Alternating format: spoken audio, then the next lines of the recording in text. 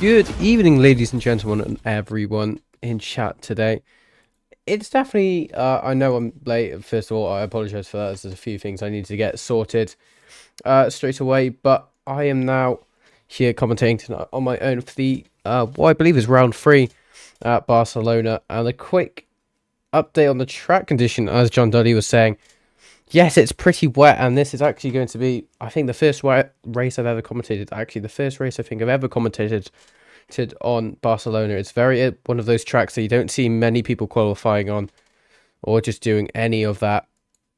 You don't see many races going on it, let alone faster people. But obviously, this is quite a fast league, and a 49 in wet is pretty goddamn good. Good to see quite a few people in there. Ricky in chat, welcome on in, mate.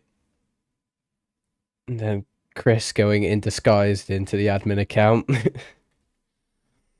A little bit special. I got permission to use some of my friends' music on the intro, so that's what you were hearing. So it definitely was a bit different compared to what you probably would have heard on these streams, but I decided to give him a bit of support on his music stuff. If you wanted to check him out, I will send a link to him later, probably in the Discord, but that's what you were listening to earlier. But going back onto this race now, yes, we're at the end of qualifying. It's an hour and a half race. Yes, there is no game silence. You are correct there. My GoXLR was off. Sorry.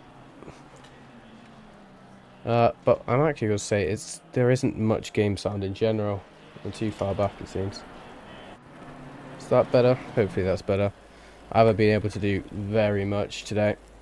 I've been pretty much out all day. Love you some rain, John. I would have to agree. I probably prefer wet weather racing to what is dry weather. So it's definitely all down to personal preference. We get the leaderboard ready. If it's dry, it doesn't feel like home.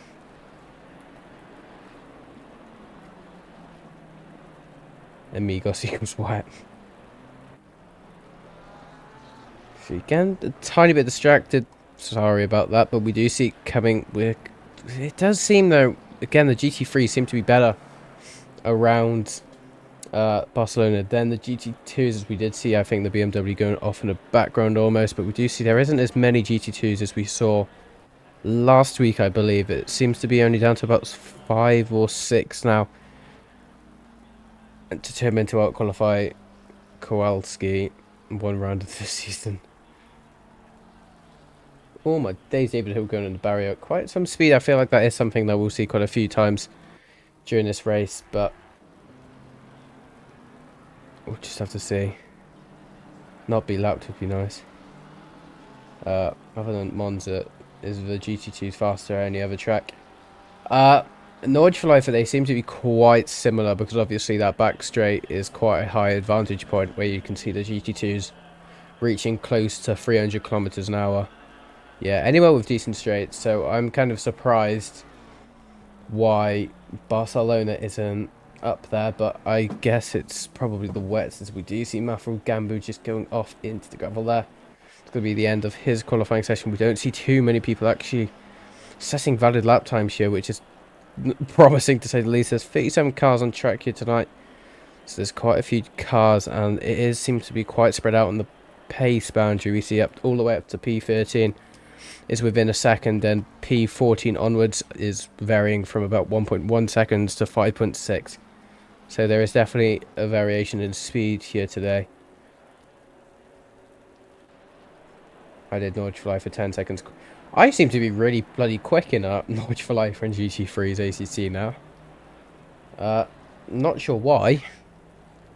I did it a few times in iRacing, but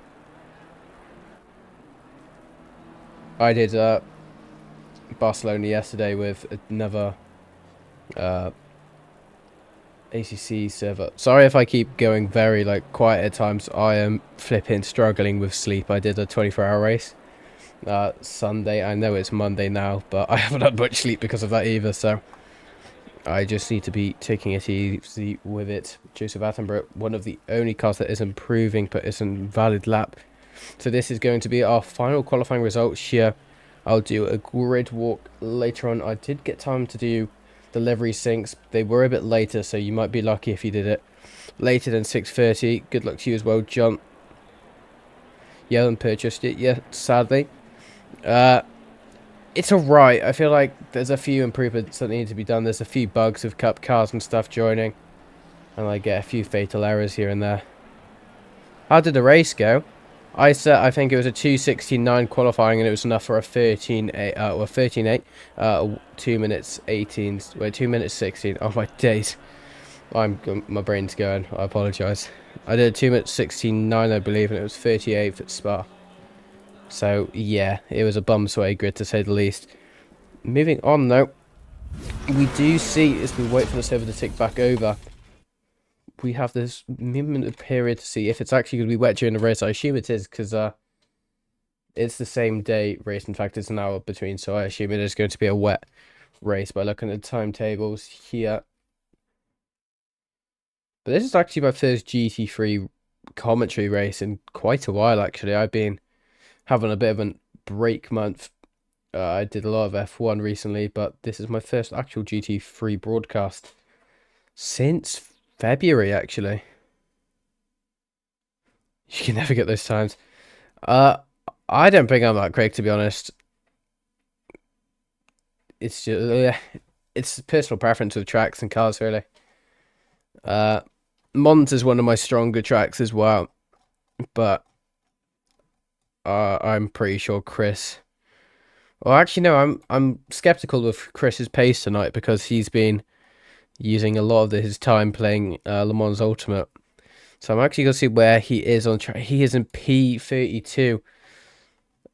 Okay, that's a bit interesting actually. He is in that GT2 though, so we'll give him a bit of a moment of doubt there for him. But now we just wait for the qualifying server to tick over to the race server, and we'll start with a grid walk there. Hopefully I'm not too loud. I haven't been able to do any of this because I just came back from Bristol. So leave my pace. Are you still here? Oops. I didn't say anything, Chris. Your pace is brilliant, mate. Dominic Geese behind him as well. So the GE2s, though, they're quite close in pace here with Dominic and Chris, of about less than a tenth between them both. So it might be interesting. It'll show up at some point. If I don't see in P5, I'm a start riot. John Dudley, P22, currently P2 in the GT2 class, and then Kowalski in the Audi, which seems to be one of the stronger cars on this track for the GT2s in P1, currently in P20 overall though. So it seems the GT2s are scoring a bit lower than what we'd usually see around some of these tracks, because Red Bull Ring, it seemed to be quite even. But it does seem most tracks are still dominant in terms of GT3s. However, I'm not sure what's happening with this server, though. It doesn't seem to be taking over or giving any sort of max wait time counter now, so hopefully that will result soon. But while that happens, I'm going to try to save my voice a bit, so I'm going to be a bit of a cheeky person. I'll leave you with the... No, never mind. As soon as I say that, of course, it goes to the race server. We'll start with the usual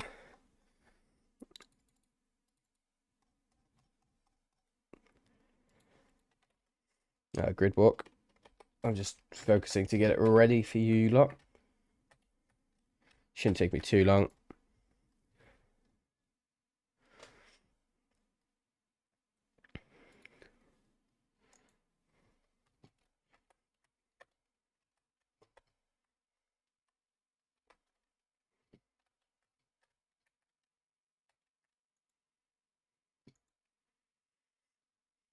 We go on board now with the track walk of tonight, starting it pretty high up in the orders right now. We do see currently, as I've actually done it wrong. Oh no, you can tell I'm rusty with all of this. I apologise.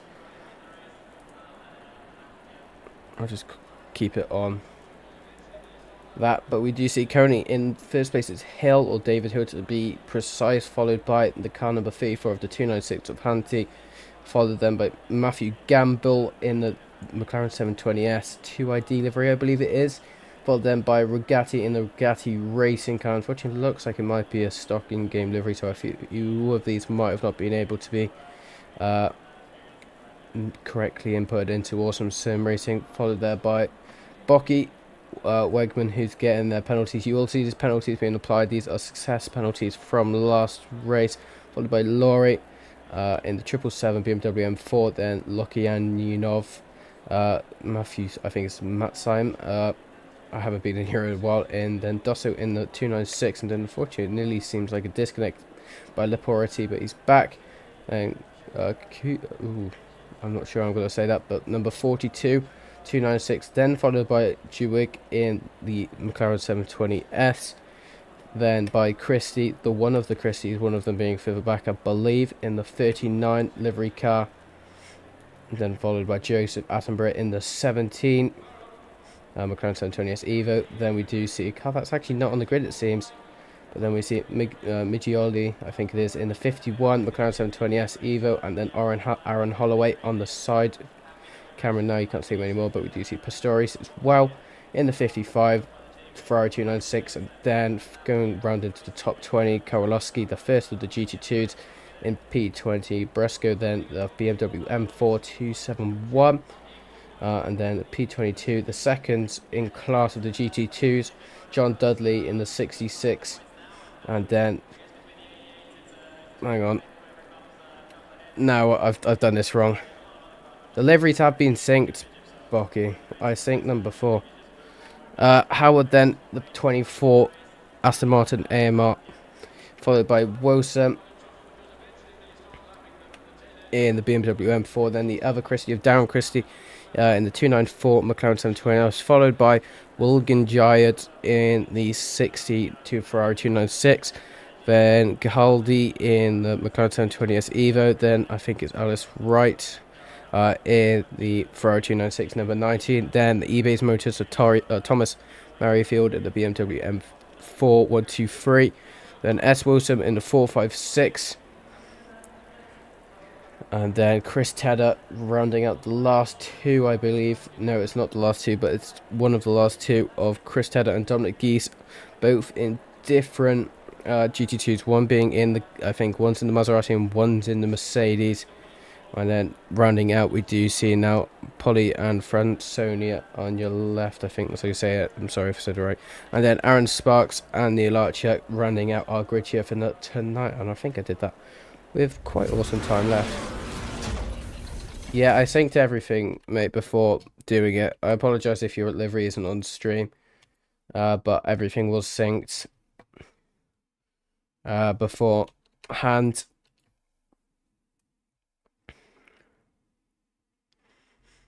To get ready now to go green for the formation lap as we go back on board with it. But we'll wait, I will just put you on with the cinematic for the actually no, I'm just gonna leave it. Sorry, this is a bit of a mess right now. I'm just trying to remember how to go back with ACC race control and stuff like that.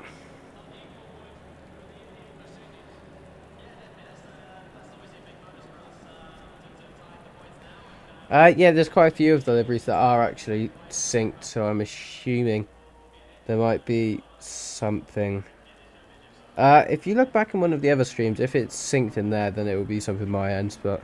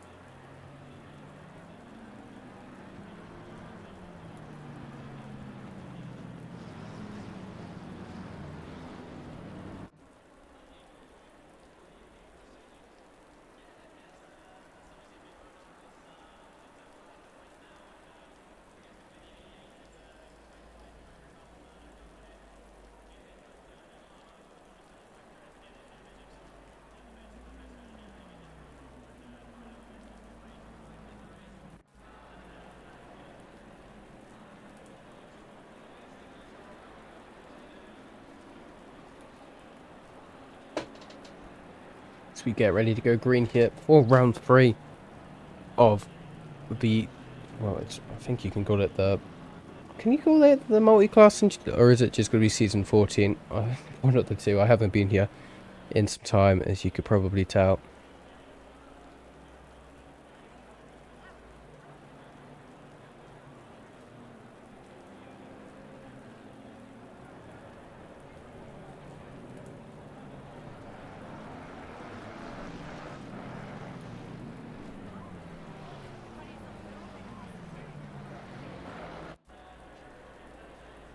As we get ready to go green here for season 3 of the multi-class sprint series event here at a very wet Barcelona, as we do go green here, and we see David Hill gets a worse start there to Hansky, so now go side by side going into turn 1, but it's all going to be a drag race here, as we do see going further back in the grid. We do see about a 3 wide going into it, as we do see Guy Kuhanan going in, but it is going to be 4 wide going back there. It's not going to go too well for some of these drivers, I believe, because they're not going to realise it's a wet condition. So we do see there's a tiny bit of contact there with the Porsche going off a tiny bit. We do see 2 cars going off, and that seems to be a McLaren. There's going to be a big contact there, and that's going to cause one of the 3CD drivers unfortunately going into the wall there. I think that is Christie there. That's Richie Christie from the 3TD racing car, and it seems to be Dosso as well from the 83. Unfortunately going into the wall as well. But going further back on, we do see now they both get back up and away, as we do see David Hill now trying to make a bit of a breathing space for himself, but it isn't going to work just yet, as we do see Matthew Gamble and we do see Wegman as well, 2 drivers behind them in the same machinery car. But it does seem the Mercedes is probably going to struggle going into some of these higher downforce corners, which is going to be relying, especially with these McLarens, especially with this wet condition track, where the McLarens are probably a bit more dominant, as we can now see the Mercedes struggling going into turn 9. So they all go a tiny bit wide. Some of them are going to get those track limit warnings going on to the first race. That's one thing you need to be a bit careful about going onto this race. This track limits is an hour and 28 minutes. of trying not to get 3 track limits can be a bit of a task for a few drivers, especially in the wet conditions as well. As we go further back, we do see a side by side. Seems Jack Christie trying to make a move back on the Ferrari 296 of Pistorius. It's not going to work just yet. He has to tuck himself behind, as we do see some of the GT2s trying to come back into play as well. Dominic Geese trying to go further and further up into the order now. We do see Dominic Geese currently in P22, trying to put some pressure and trying to get a move done on Brusco there in P21. Isn't going to work for him yet. He tries to brake a tiny bit later. It seems the GT2 does have the better braking advantage going to these tracks, but it's not going to be great going on those error-reliant corners, which is going to be a bit more of a pain for them, as we did see going into the qualifying. As we do see there's another spinning there of what seems to be Fabio, and again Polly as well. Unfortunately not having the best of races so far, Polly. Unfortunately, I think being in both instances. We do see Wilson already getting a drive through for track limits, it seems. Howard, they're going to go side by side with one of the GT2s here to try and get past Chris Tedder for position. Isn't going to work yet. He's going to have the outside lane. He's going to try and get the switch back. Isn't going to work for him yet. Just has to stay behind and wait. This is where Chris Tedder is going to have a bit of a struggle trying to keep the GT2, which has a less errors. You can see there, just as we go about on bonnet cam with him now, you can see how much he loses Chris Tedder going through the very error-reliant sections where the GT3s will dominate, as it does seem they both go a tiny bit wide, so it's going to be a bit of an anomalous attempt here from Harry Howard. However, we do see Chris is actually gaining time now on Harry, so this is not going to be the best of results for Harry, it seems. Unfortunately, him probably carrying a bit of damage from the start of that, but it does seem Lansky as well trying to get some pressure done on Wigman as we go on interior, as we do see the rain and spray is going to be affecting these drivers as well, especially some of the people who are using the interior cams. As we do see, it seems 2 of the drivers going a bit wider, which is going to cause Hansky to go side by side and try to get a double overtake going into the corner. It's not going to work just yet going into the final few corners of sector 2. He's going to lose a position there going to Wegman, but he's going to try to defend him from the 15 of Regatti. They're going to make contact, and it's nearly going to be a pit move there. He's going to go wide going on the sausage curb, managing to avoid 2 of those cars there as he goes back on and tries to defend himself again going into P4. Once again, it's a bit of a dirty move from Regai after a little pit move that happens, but we're not the stewards who will let them go with that, and he goes up into P4, but the slipstream might help him there. But we do see there's a lot more pressure here from Michael Syme to try get past him as well and try to fight with the car of Hansky, who has quite a bit of damage. He goes side by side. It does seem that we're going to see the advantage for Regatti getting the inside line, but it seems it's not even going to need any sort of issue there, as it does seem there's going to be a bit of a bump trough there, but it seems Michael Syme is ahead, has the inside line going into turn 3 now, So it is going to help him there, and I assume Michael Simon will have the inside line going into turn 4 as well. Yes, it does not matter though, unless it's going to be a switchback there from Regatti that we don't see. He just stays in the lead of that, but we do go further back there. We do see Jewig as well trying to get closer now to Lowry. Gets quite a good advantage going into turn 4. It isn't going to be close enough yet to try think of going for a move. He is going to look for the inside line if he breaks a bit later. We do see there's another yellow flag there. It seems to be going... It's the same 3 drivers, unfortunately, but it seems they are... So 2 of them are back up and running. But unfortunately, that's going to be a bit of an issue there. But David Hill managing to make a bit of a gap for himself and a bit of breathing space for 1.5 seconds. Not as much pressure on these 2 drivers now. Same with Matthew Gamble with having a 2.8 second gap to the car behind. So they can battle a bit when we do see Matthew Gamble getting closer. But we do see the pit window is open for the rest. Not even the rest of the race, an hour and 19 minutes, well, an hour and 20 to round it up. So you still have quite a bit of pit stop range, but you have to do those 2 mandatory pit stops.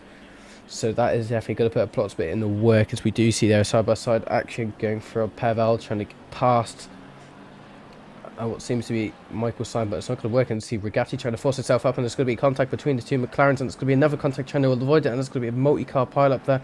So we do see Pavel. What is Pavel doing? That is probably the most unsafe rejoin I've probably ever seen this year. There, as we do see Lowry, unfortunately, going slow as well because of the incident that did happen earlier. But going further and further down the grid now, we do see Alexandra, unfortunately, again, I assume with that incident earlier, doesn't seem he has any damage, but seems to be losing the pack quite quickly. Trying to get closer to Polly isn't working just yet for himself. But he's going to have to continue with this. It does seem now Dosso is going to try get the slipstream on the GT2. It's not going to work. Aaron Sparks being a practical spark, you could say, already during this race, going up into P30, trying to go in side by side with Darren Christie. He is going to get the move done, having the inside line, but he's not going to have 2 of these GT3s on him that he needs to be watching out for. This is where the 2 GT3s of Dosso and the McLaren of Darren Sparks will gain on him, as we unfortunately see Aaron Sparks going quite wide going into turn 3. That's going to lose him a lot of positions, a lot of tyre wear, and potentially a lot of time as well. As you can see, he lost quite a bit of time just because of that incident, as we do go further up once again for this battle for P4 that seems to be continuous for now. We are starting to see a few of the battles dropping off due to the pace difference that we did see in qualifying, but this is nevertheless going to happen in pretty much every race, especially with an hour and 30 of racing. You want to be quite careful on those tyres. You want to be careful on how much fuel you want to use, because you want to be planning all of this in advance, and you want to try and stick to its schedule.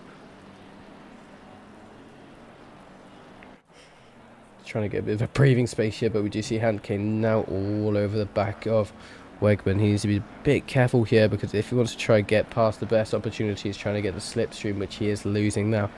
Every millimetre that he loses means he is going to be just losing even more and more time there.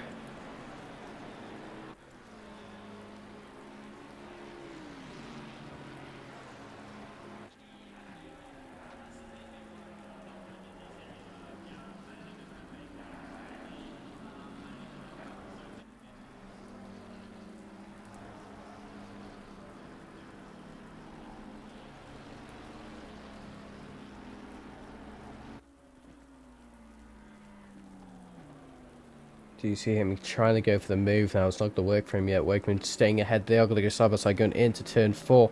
But we do see Wegman has the inside line. There's going to be trying a bit of a switchback there. So is it going to work for him just yet? No, it's not. We do see Wegman's going to stay ahead for the time being. But he will have to try fight with this, because obviously the tyres are going to be starting to get a tiny bit more warm now, as we have participated in 9 minutes of racing now. And we do see now, because of this, Wegman and Handke both fighting. This has caused Regatti, who has the fastest lap of the race of 1:49.6, is starting to catch up as well. Same with what we can see is Michael Simon in the background in the pink Mercedes, and Bocchi, the teammate of Regatti, as we do see now him going side by side. He's going to brake late again, the inside line going into the first part of turn 7. Is it going to work here? They're both going to go wide, and this could cause Regatti to go up into P4 there. He's not going to be complaining. It's still going to be side by side going into turn 8, and there's going to be him going on the, unfortunately, on the wetter line and going on. He's also going to slip down. We do see now him, unfortunately, losing those 2 positions, and he gained pretty much for free going into turn 6 or 7, I believe it was. We do see there's going to be contact between both of them. That's very unfortunate contact. That is just something that is more of a racing incident than ever. Regatti now going up into P5 as we do see Handke is starting to starting to lose those positions, unfortunately. But we do see Wakeman keeps his place and has a bit of breathing space now. But now he manages to gain back his car. Now Handke only losing a handful of positions down into P13. And he's not going to be happy with that. And it's now where we start seeing a few of the cars starting to meet with each other for the first time, I believe.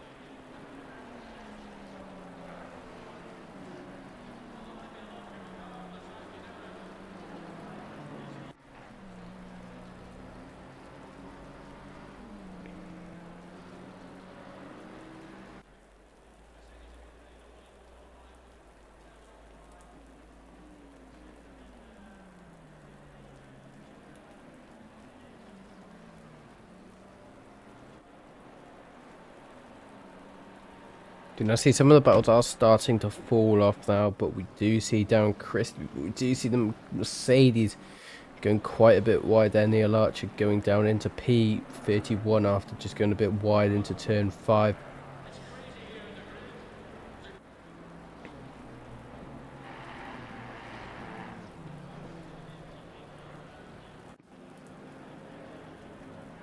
This train is still going, but we do see Wakeman is losing a lot of time now to Regatti.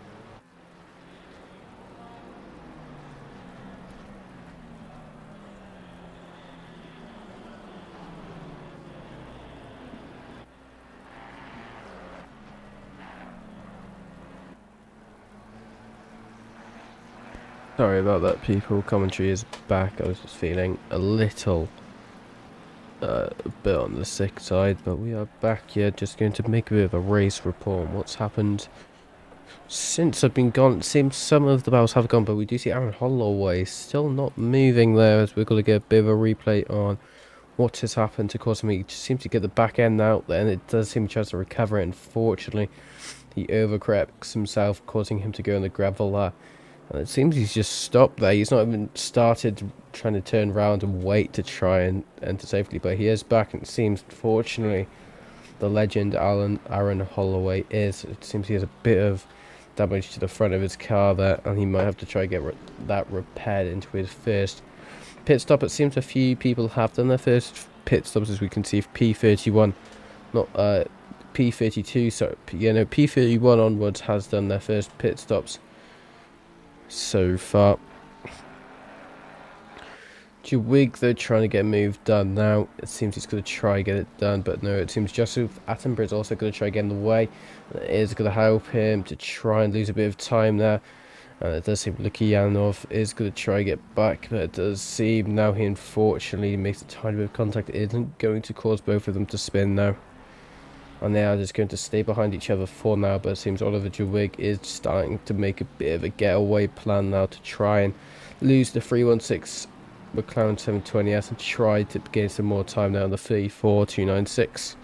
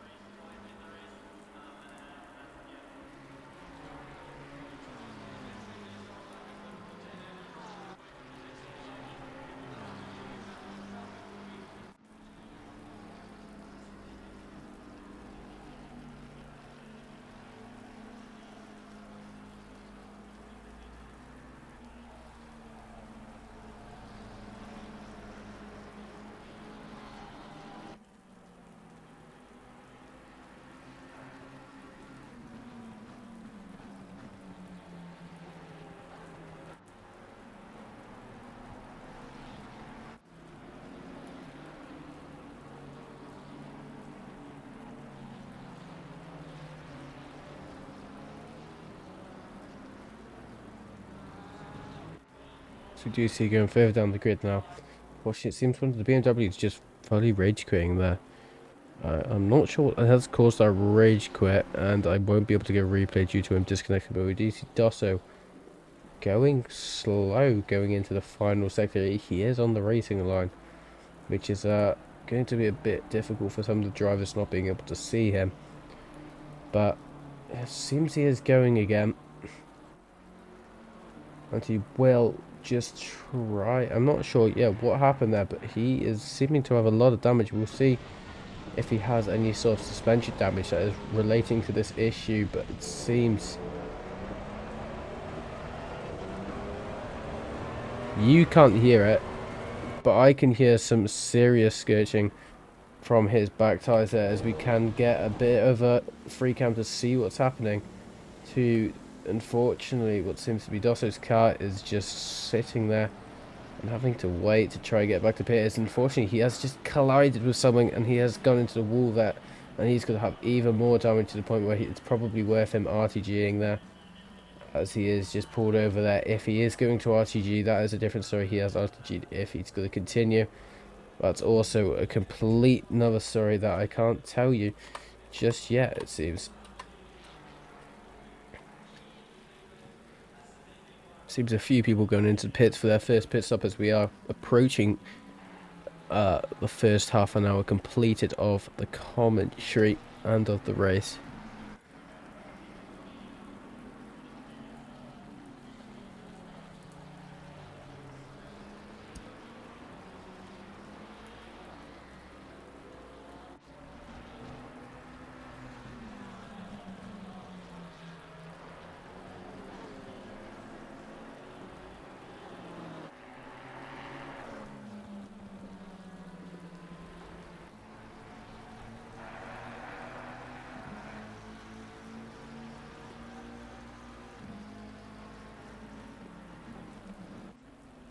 There's so many penalties when it comes to further up grid. Most of these are success penalties though, but the drive-through is related to either the pit. It's not going to be pit lane. That is all going to be down to track limits, as he hasn't done a pit stop just yet. However, we do see the 316 of Pavel getting closer to the rear now of Jawig. Isn't going to help him just yet, but he is going to have to stay in touch. Can he get past Jawig this lap? I'm assuming he possibly can, but it seems to make a bit of contact there, which did cause Pavel to have a bit of an unsettlement with his car, and has caused him to lose quite a bit of time there to Jawig, and he's just going to have to stay behind and stay with it. But we do see Dominic Geese now, the only KTM GT2, I believe, coming P28, trying to get closer there to 42 car of the 296 there, of what I think is the only Irish person in the server. Guy,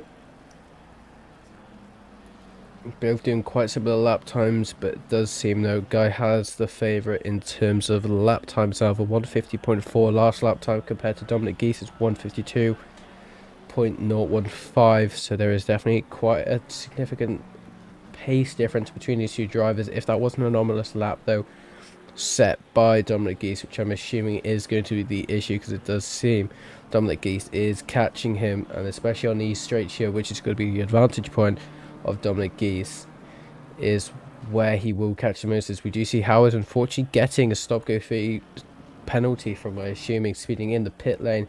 It has not been a very good race here for Harry, unfortunately, and as we now see, he's under a lot of pressure as well from a McLaren. In fact, that McLaren's actually already over at lapping him 30 minutes into this race. As we see everyone coming in for their first pit stops now, as we have lost pretty much every battle, it seems.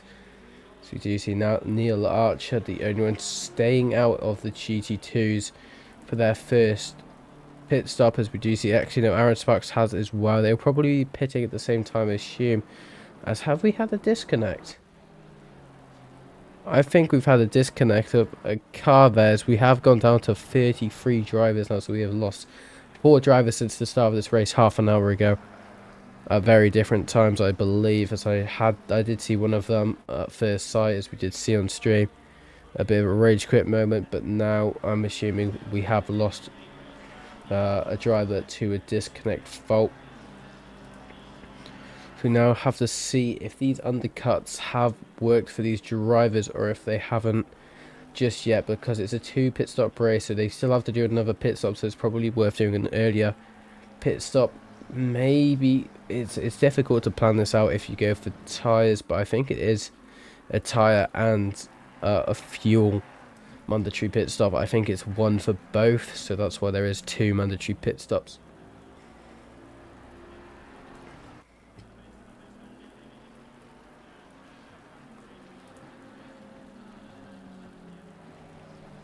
It's interesting, Joseph Attenborough is trying to do a bit of a strategy call here, of trying to get both of his pit stops out of the way before even approaching the half an hour mark left of this race, but he has unfortunately, while attempting this undercut, he has received a stop-go 30 penalty for speeding in the pit lane, which is going to affect him further into this race, but he has to save in the next 3 laps, which can put him about a lap down, because you need to think about this as well.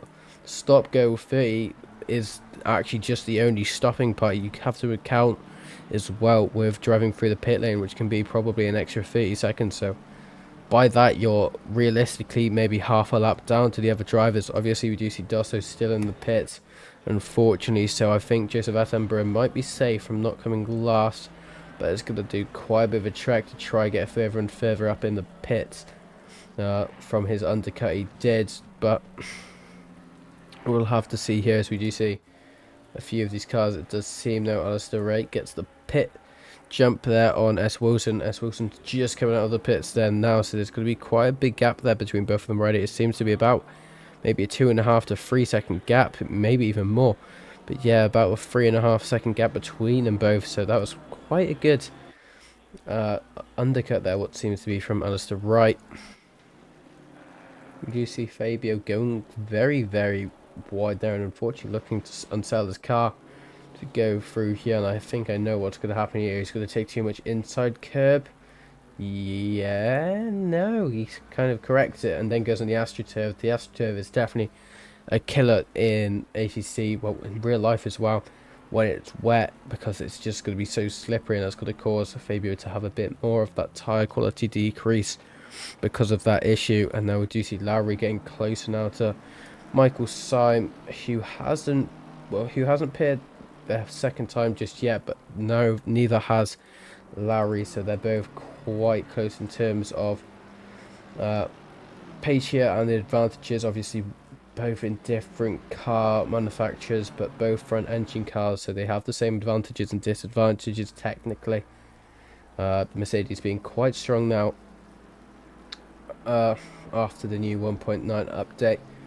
But regarding Nitro, as it's came out today, if some of you aren't aware, it seems to be quite of a disadvantage of a car. It seems, I was on call with a few people, and it seems the Audi is the second fastest car so far. Obviously these are all inaccurate, as there's only been a few days to test this, so we do see Larry getting very close, but we do see Dominic Geese now all over the back of him. Both GT2 position shows there seems to be a bit of contact between the both of them, Dominic Geese being able to keep it there for now, as we do see Team Hot Air Balloon Motorsport getting closer to try and overtaking, but it does seem Kowalowski does get past Dominic Geese in the further earlier into this race.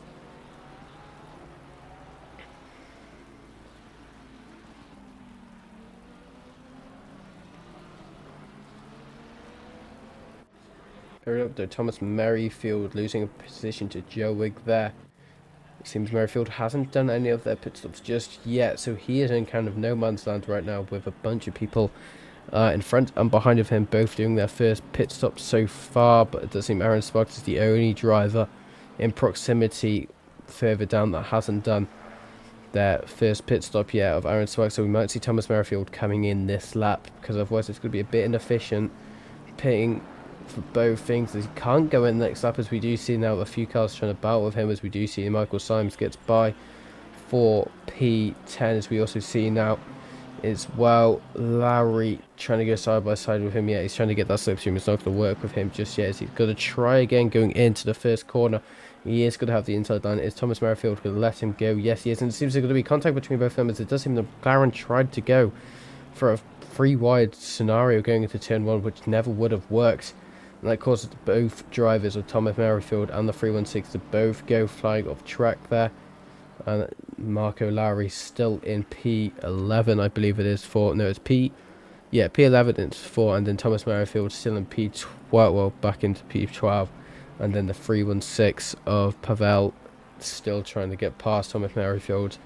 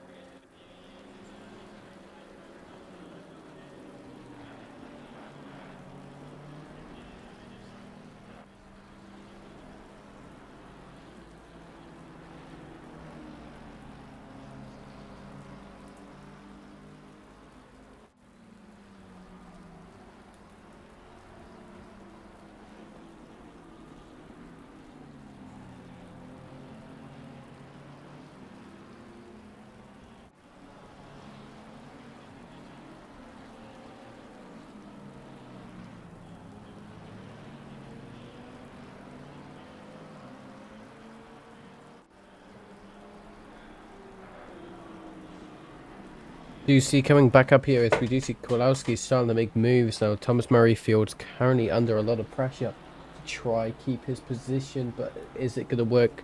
Kowalski being quite a fast driver in those GT2 cars needs to be quite careful of Thomas Murrayfield, but it doesn't seem Thomas Murrayfield's in any sort of sight here. Where's Thomas Murrayfield gone? Because, oh, there we go, we can see him in the horizon, but it's saying he's 5/10 within him there. Well, actually, yeah, he is about 5/10 within each other, it does seem there. But he has two cars in front of him of both what seems to be two lapping cars or back markers. I'm not too sure yet.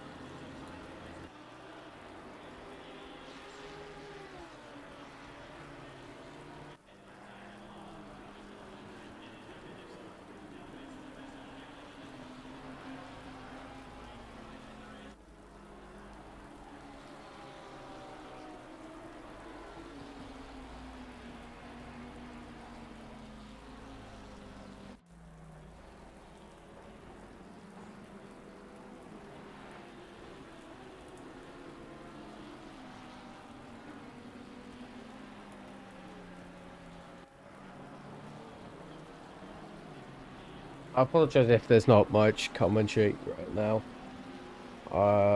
There's a few stuff going on in the background that's kind of taking a lot of time as well. And taking a lot of my focus as well, so I apologise about that.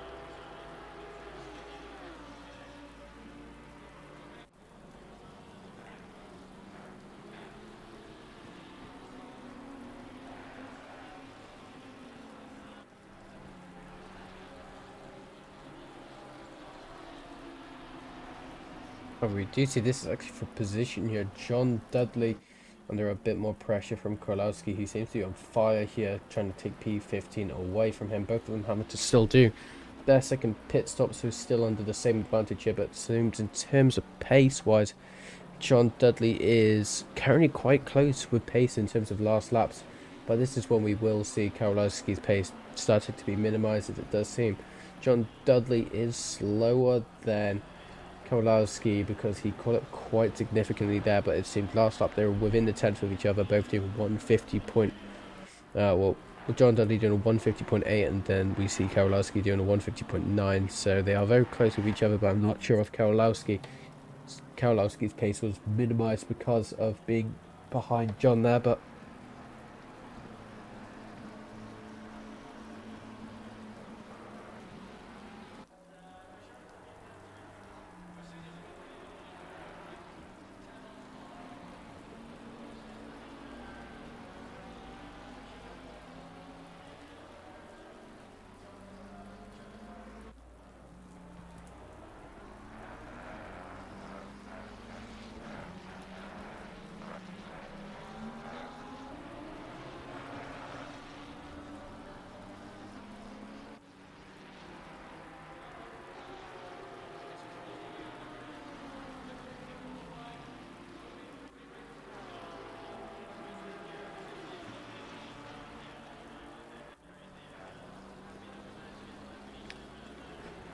I just sneezed about 5 times in a row there.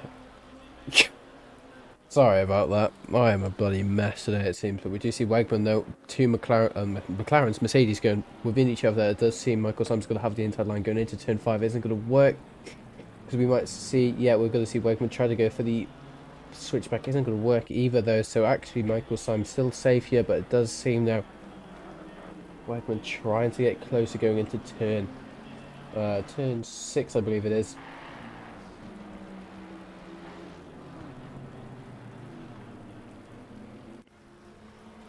Seems like Wegman gets the better line going into turn 7 now, but we do see Michael Simon has the inside line going into turn 8, which is a significant line to have, but we do see Wegman gets that switch back, which is perfectly executed, getting the better line into turn 9, which causes Wegman to get past, but he's under a lot of pressure from Michael Simon to keep ahead. Michael Simon, so starting to lose a tiny bit of time there, as we do see a huge oversteer moment from him then.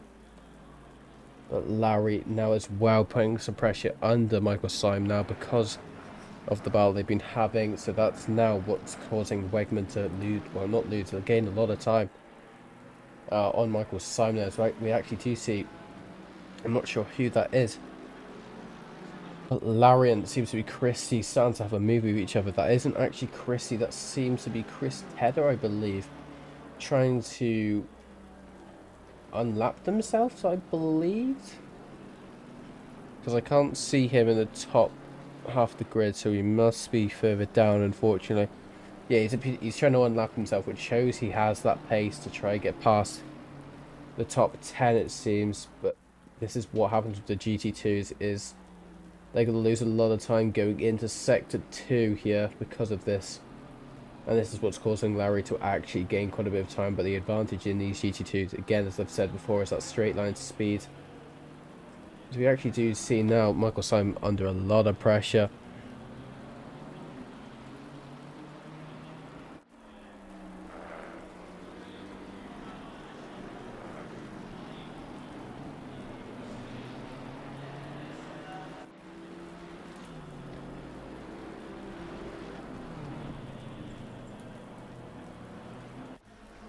We go on the wing here to see what actually we can see Michael Larry do, but we do see a GT2 letting Michael Simon by here, but these two battling is going to cause Chris Tedder to catch up once again, and even going through the twisty S's of turn 8 and 9.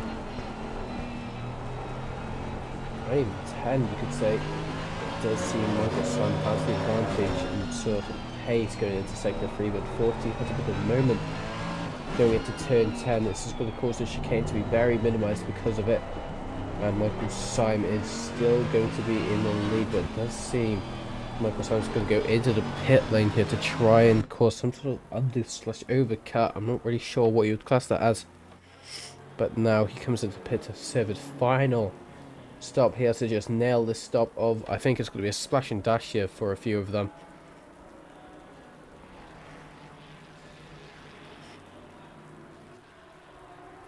Dudley's still in the lead of this battle, it seems, and trying to escape there from Kowalski as he tries to get past as well Leporati in that 59.992, and he actually successfully does it, but it's going to be minimised once again. I've said this, that GT2's pace because of the error is very minimal, and actually he's still gaining some time there, but using the wing is a reference point. He is still gaining on Leporati behind him. It's actually maintained and created quite a big gap between them both now, which is actually going to create another advantage here for Dudley because of Leporati being ahead, well, behind now, but it's actually going to cause Kowalski to try and go for a move as well, which is going to cause him to lose even more time because there's going to be retaliation here from Leporati.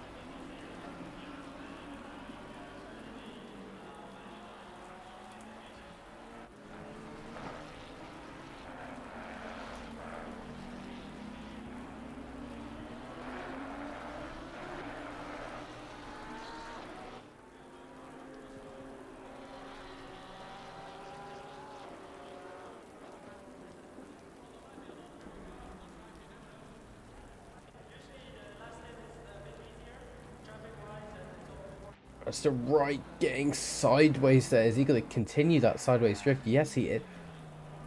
Alright, that is probably the cool. We're going to get a replay on this. It does seem like that's the right. Gets a bit loose going into turn 10 there. It seems. Did he turn his traction control off?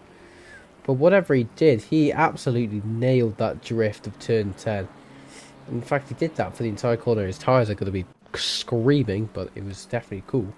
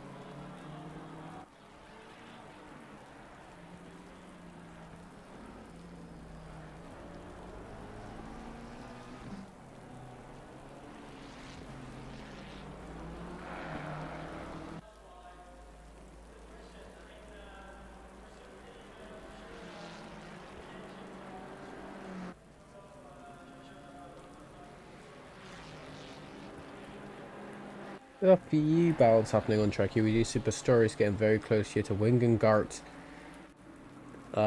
In P15.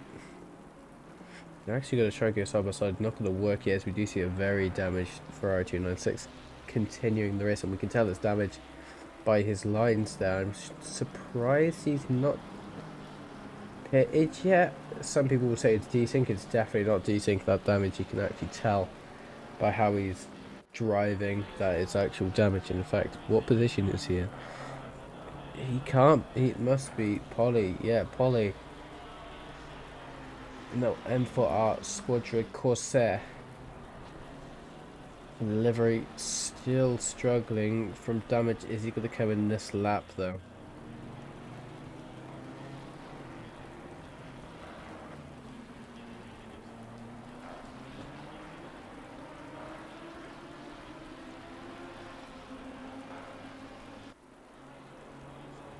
I'm not too sure what's happening with him, but it is not a happy looking car to say the least.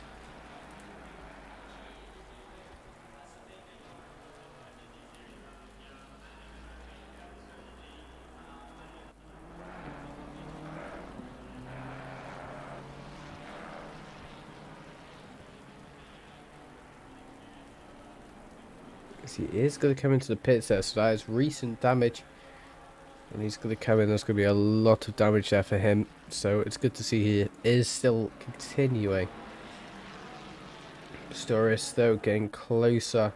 In fact, no, he's losing time there to the 62.96.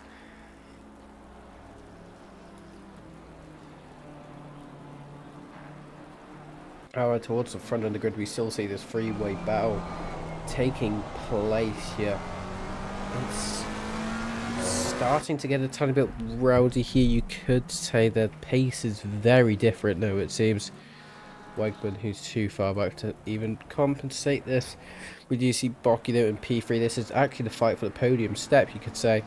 Currently Bocky in P3 with a 49.9 last lap, but we will actually take it from this lap as he comes across the line. His last lap being a 49.972. then followed by Matthew Gamble, who did a 49.805, and then followed by Oliver Dewig, who did a 49.947. So two of the drivers being in the nines there, and then Matthew Gamble seeming to have that pace advantage with his 149.8. So he is technically supposed to have the better lap time here. He is just looking to get past though. Lap times doesn't mean much though. It's all about the placement of the car here that Tomaso has to try and do here. As it does seem he's under a lot of pressure here, because now, as much as Matthew Gamble is trying to get past, the more he fights, the more time he's going to lose to Oliver Dewig behind him as well. As he actually sees Oliver Dewig loses a tiny bit of time going down the backs. Well, not even the back straight, just a mini straight there before turn 7. But no, turn 6, sorry.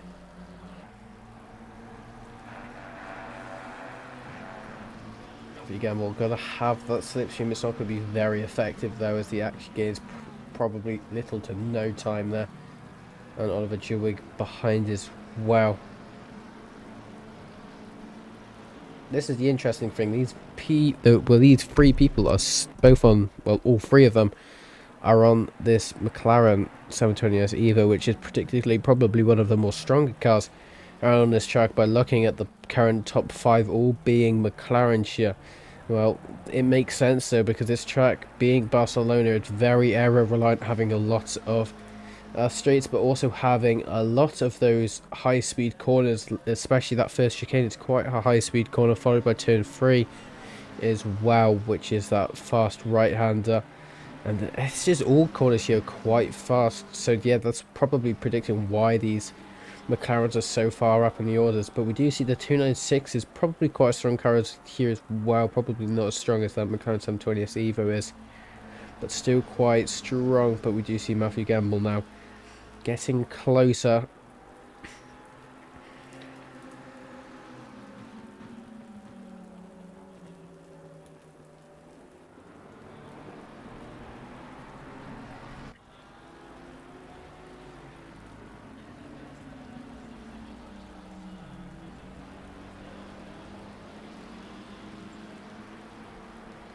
Seems David Hill is actually doing quite good here. He's made about a 10.6 second gap to him, and then about probably a 33 second gap to P3 there. So he is riding quite comfortably, but I probably gonna say that gap is going to increase throughout this race, especially how these three P3, 4 and 5 are battling. So I think Rigatti and David Hill are going to be quite happy with themselves right now on the position they're currently in, being quite easy right now. Obviously you still need to try and keep your consistent pace there, but we do see there is an off there. Has there been another disconnect? No, it's just a momentary yellow flag there for Leporetti, but he manages to get back and getting going.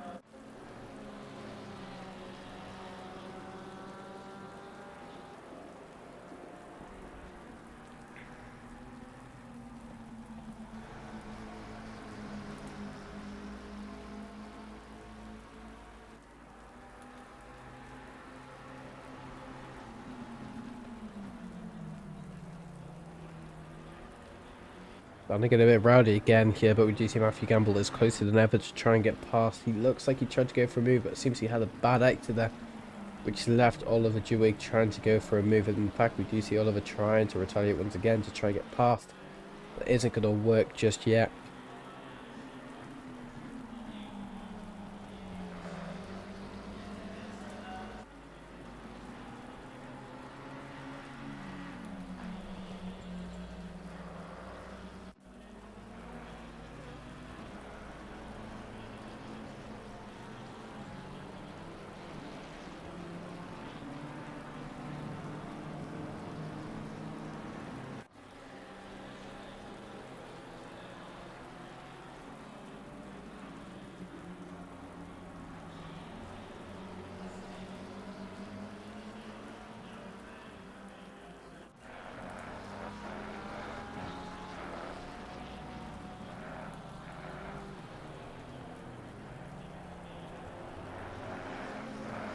does seem though this is going to end as we do see Tommaso Bocchi going in for his final pit stop, which we will have to see Oliver and Matthew happen to do as well soon. But if they're going to leave it to the last minute, that's something we'll have to find out.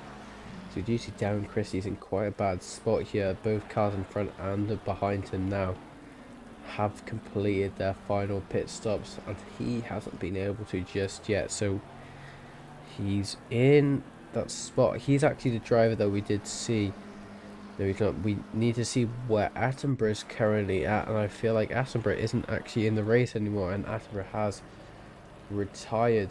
So that is what's caused him to be 15 laps down, and I thought he might actually have a bit more potential coming on to the end of this race.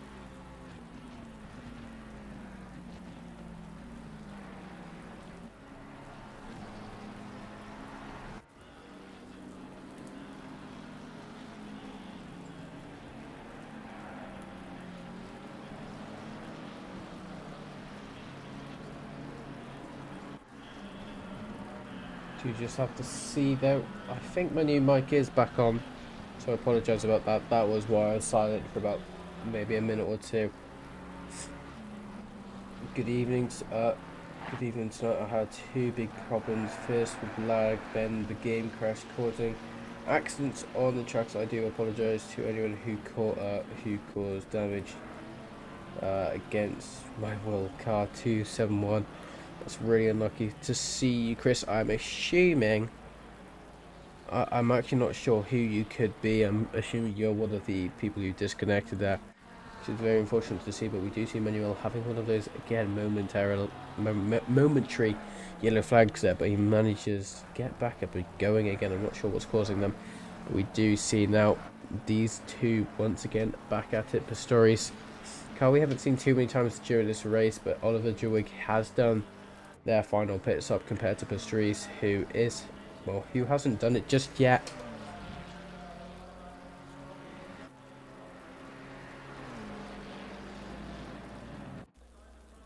Does seem he just gets the move done very nice and swiftly there. Just like you have like to see there as we do see Pavel coming in to do his last pit stop of this race. There, in fact, no, he is not doing his last pit stop. He's actually got a drive through to do. He's completing this last pit stop. So that is something we need to take into consideration of how many positions he will actually lose because of this.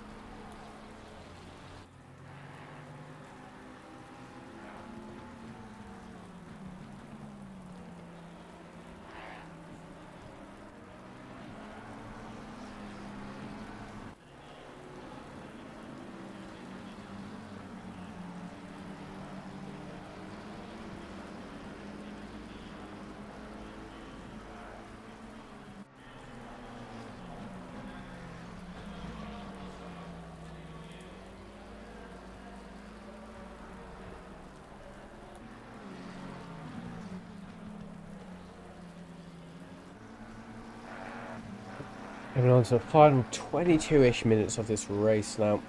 There is not really much happening to actually be able to commentate on, and unfortunately I've got no one to talk to, so it's kind of just me trying to have to waffle on about stuff, but this is what I just have to try and learn to do a bit more, because it's a good skill to have, obviously.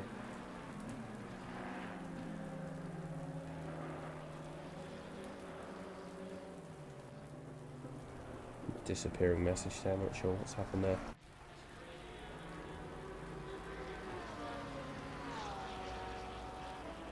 Chris Telenoka, we haven't seen too many times, obviously, the boss man of Amigos Racing.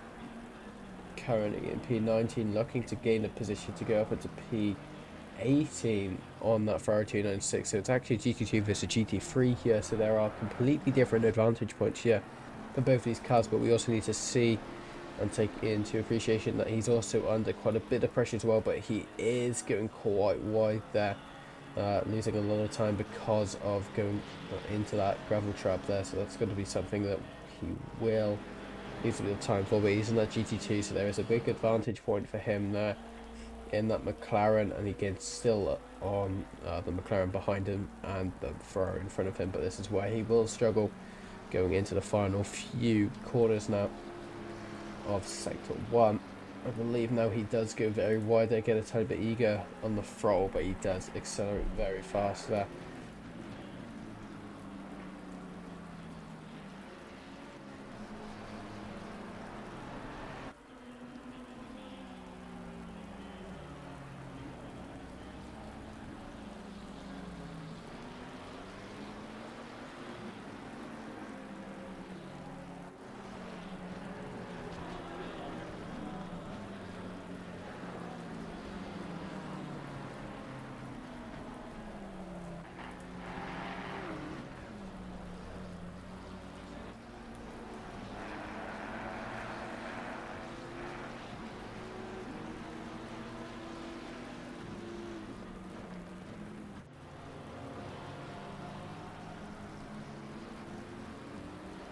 does seem like Chris under even more pressure than before, because it does seem Chris behind him is gaining a lot of time on him going into sector 3.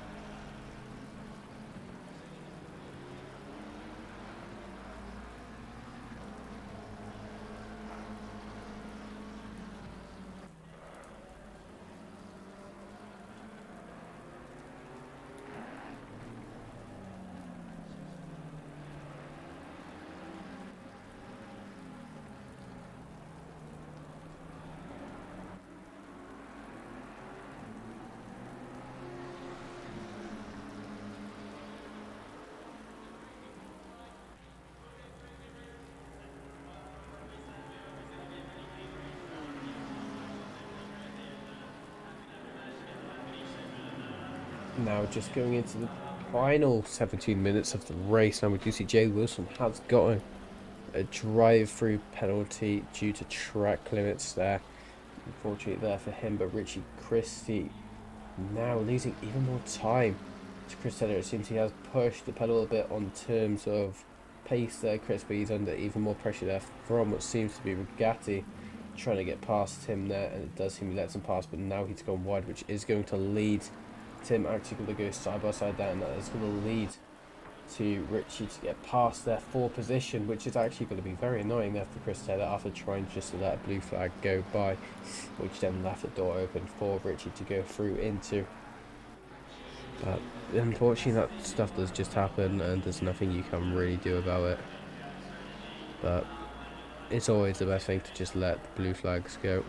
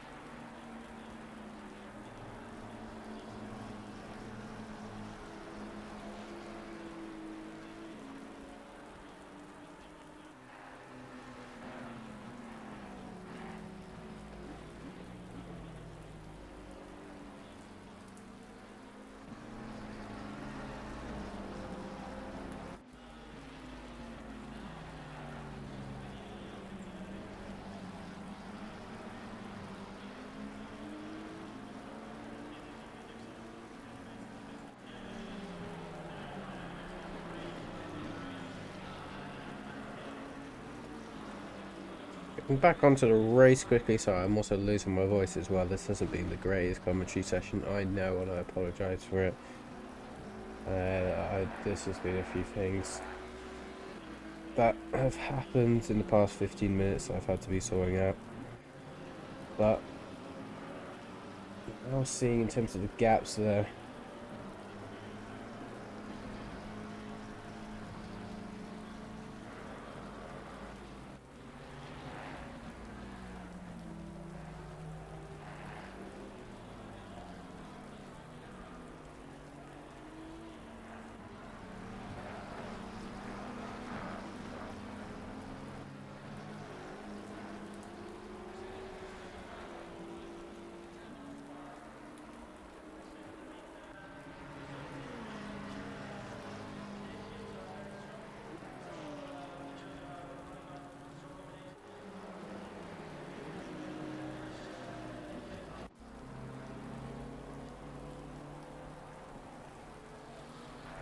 however, we do see there is actually a battle going on again. The 296 starting to make a comeback after I think he was the one who had a bit of damage at the start of this race, but now trying to get past Wegman here for P6. Wegman not having much of a break during this race. He's been on commentary quite a bit, which can be a good thing but can also be a bad thing. But here he is trying to defend for himself. Here going into the start finish straight here. Will he be able to get by? Yes, he might be able to. But I'm not actually just sure. Yeah, he is going to try and go side by side. He's going to have the outside line going into it, but Wegman will have the inside line into the first part of it. But the second part, no, I'm not sure just yet. The second part will be in terms of help that with Nico, but it's not going to help him yet because we do see they're going to make contact with each other, which is going to cause that hand kit to go spinning into the absolute oblivion of turn 3 it is. And I've only just realised John Dudley hasn't actually done his last pit stop yet, which has caused him to go into P3, but now when he goes in to do his pit, he's going to lose so much time.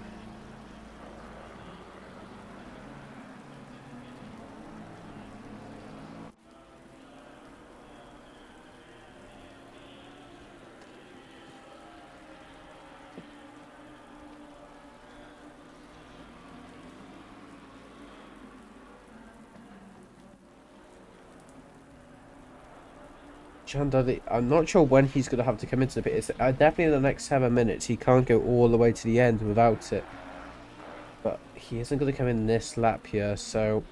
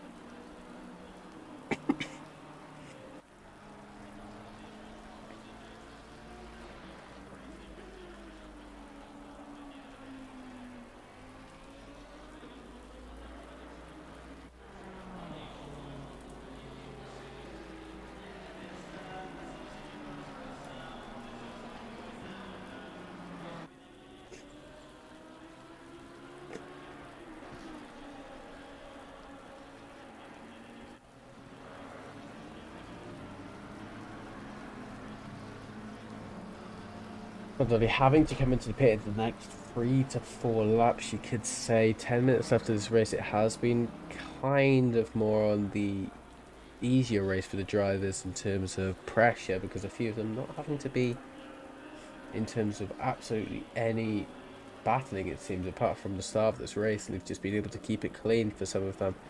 Like, we will go from top to bottom here, but at the minute this is going to be provisional results because obviously John Dudley hasn't came into the pitch yet, so this is going to change the finishing results. P3 onwards down. David Hill P1. We do see then Gianluca Bugatti in Patagera Racing currently in P2, followed then by John Dudley. He's actually coming to the pits this lap here. Actually, he might be under a good position here to actually keep in quite a high position there for that GT2. John Dudley in the 3CD Racing coming in. I'll have to keep a check out on that. Matthew Gamble now P3. Oliver Joe Wigg P4. Wegman P6. Nico Hanskett in that Ferrari 296 P7. Michael Syme in the Mercedes P8. Tommaso Bocchi P9, then followed by Mauro Lowry P10, rounding up the top 10. P11 Guy in the Ferrari 296, currently P11, followed there by Leparotti in P12 there, followed then by Kowalowski in the LGR8 GT2. Currently in P13, some would say the unlucky number. Then not too far behind, we do see the first Christie's currently in P14 in the McLaren 720S. Currently, you could say P4 in the silver class. Then currently in P1 in the AM class, I believe, is Pavel in the 316. Currently looking to battle there, but we see again Leparotti getting that weird yellow flag. And then Dominic Geese in the KTM, currently P16, sorry, followed then by Pistorius in P17. Then we do see Richie Christie in the 3CD Racing, the other Christie in the McLaren 720S Racing livery, currently in P18, then followed by Amigas Racing League owner Chris Tedder in the Amigas Racing Team Maserati. And then rounding out the top 10, we do see Simon van der Wingegaard in the Ferrari TAC Ferrari 296. And then Alistair Wright in P21. But we do see now Richie Christie has been awarded a drive-through penalty, which is going to change his results quite significantly. And I assume he might go down to the top 20 then.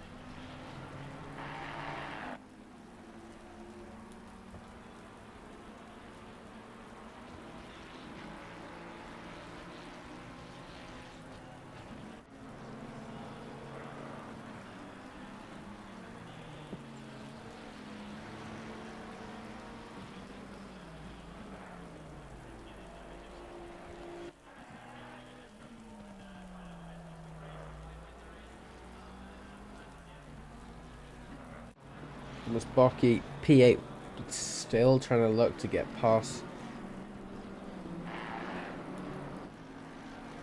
now of Michael Simon. They have been at it probably all race, but just in intervals.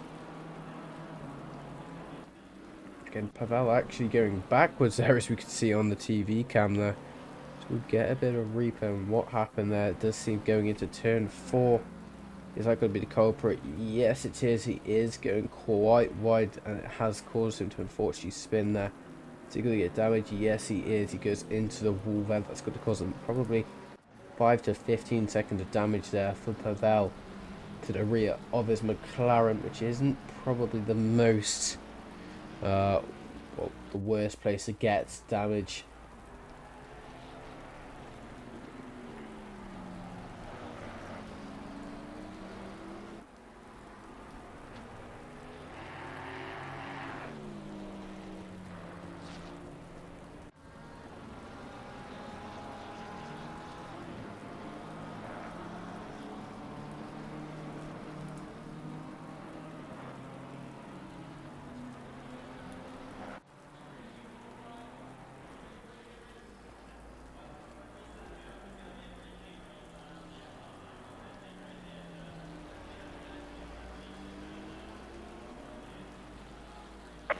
window is now closed. You see the pit window has closed now for the final 5 minutes of this race. This is where we do start seeing probably the most impatient battles are starting to occur as we do so now.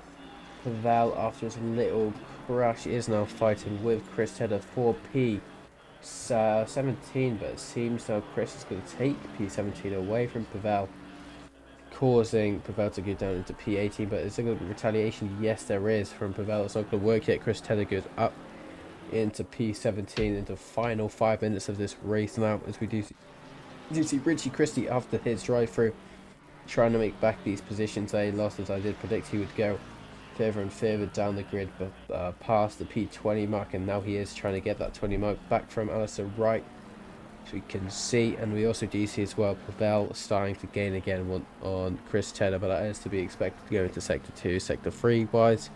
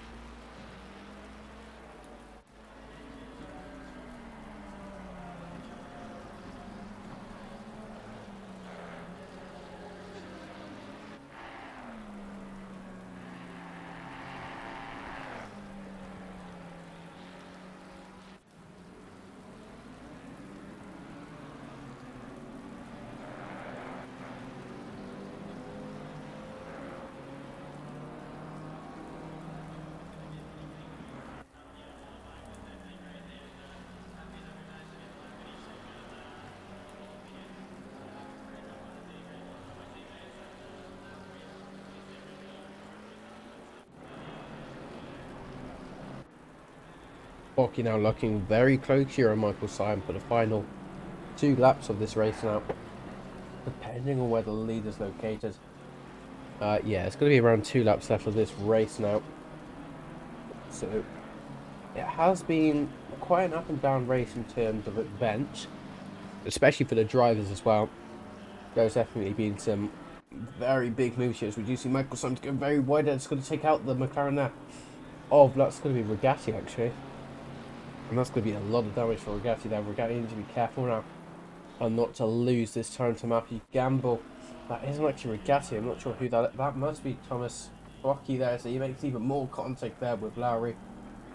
Is he going to wait? No, he is not. And that's going to be the last of the incidents, hopefully.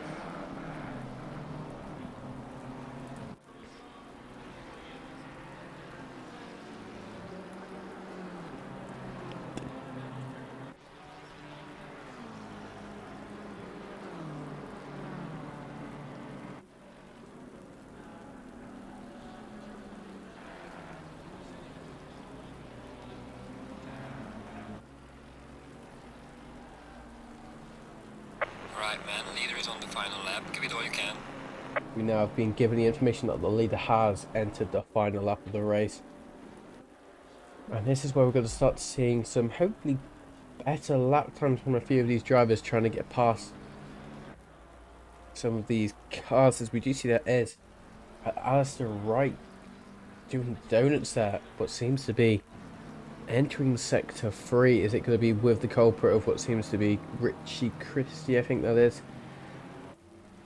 Yes, it is. It seems it runs out of racing room there, and he just goes flying onto the runoff area of the Barcelona side. We've just been given the information twice that the leader's been on the final lap. His Leporati is also getting closer as well.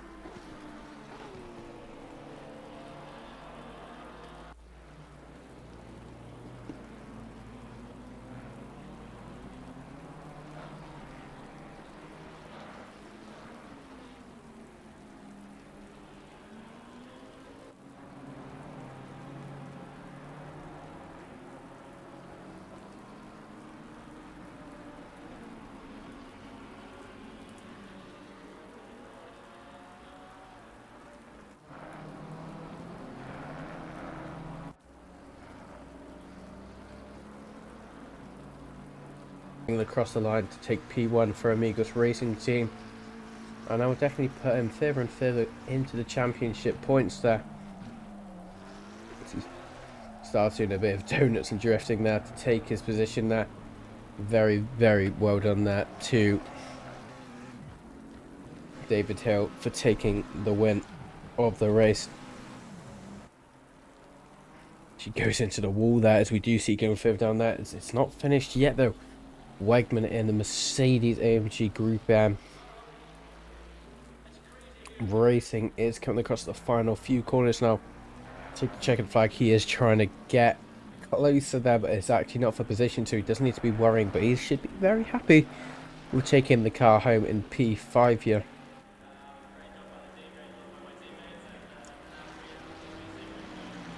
Do you see now Richie Christie getting a bit looser? It seems a yellow flag, but it seems this is going to be the final result, so there's going to be no final pushbacks unless there is post reading. Obviously, if there is anyone who isn't very happy with an overtake or a move that's happened during the race, obviously use the steward inquiry tool, also known as a ticket in the Discord, and all of them will be held within, I think it's 48 hours, or it might be a tiny bit more, but the stewards are very, very well trained, you could say, and they usually come into a very fair and justified position with the penalties. And that's going to be the end of this race tonight. Sorry, I do want to apologise, actually. Funny, because I feel a bit guilty because of it. Sorry, there has been very lack of quality in broadcasting here tonight. There's been a bit of news in the background that has been a bit mixed for me here tonight, so I apologise for that. In total, obviously, we still have quite a few races left to go. I won't be doing many of them from now because I've got quite a lot of commentary work coming up, but hopefully I'll be back soon, and in a different in a more less moody way of commentary. So I hope everyone has a good rest of their evenings or day, depending on what side of the pond you are on, and I will see you whenever. Next week will probably be Ricky, not stewarding, commentating again with Mal. Unfortunately, wasn't here as well today due to other commitments. So I will see you guys in the next few well, not weeks or something like that. So enjoy the rest of your weeks, and I'll put you off with some music.